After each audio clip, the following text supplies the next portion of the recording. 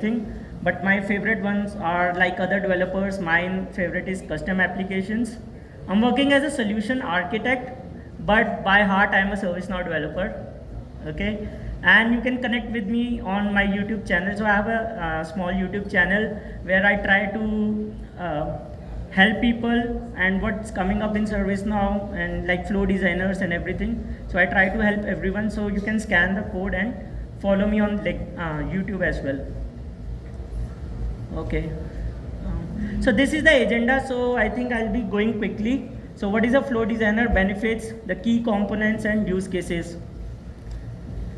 So like somebody said, flow designer, right? So flow designer is a visual automation. So you don't have to write code.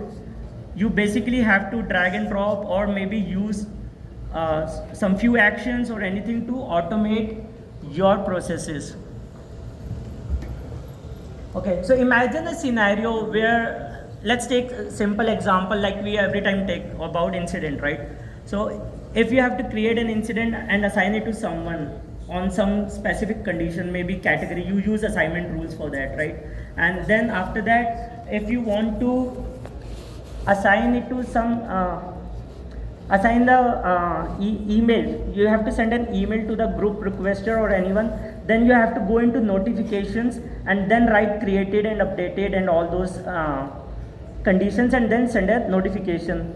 And then finally, if you are escalating the incident, if it remains unresolved by certain time, you have to take some actions. So you are doing all of this at separate places. So if any new joinee comes in, they will go into assignment rules, they will go into business rule, they will go into script includes and try to find out what the hell have you written, right?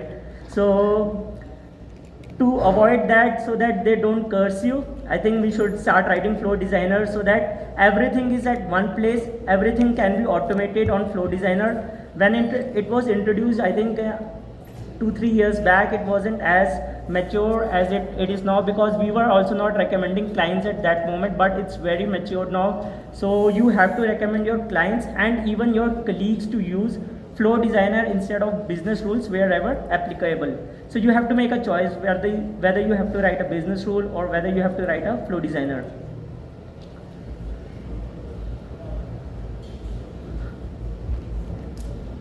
Okay.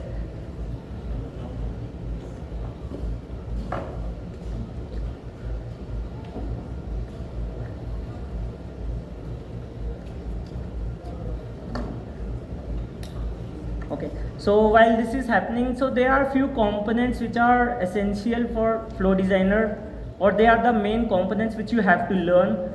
First is the triggers, then error handler and spokes and other 2 or 3 other stuff, which if you learn, I think you will be very proficient in flow designer. So if you have to be implementing your solution in the best way, you have to understand all of these things: triggers, actions, subflows, spokes and error handling. Okay, so I'll go through one by one.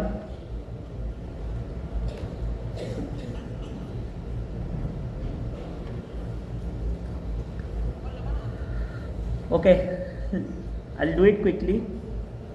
So does anyone know what are triggers in flow designer? Now front benchers, anyone? Sorry? Right, so backbenchers are answering now, so you have to be careful, front benchers. Okay, so that's right. So triggers are used to trigger the flow. So what exact condition should be fired so that your particular flow should be fired? So you could write hundreds of flows, thousands of flows in your service now, but which flow will be executed at what condition, you have to define that in the triggers. So that's the first component you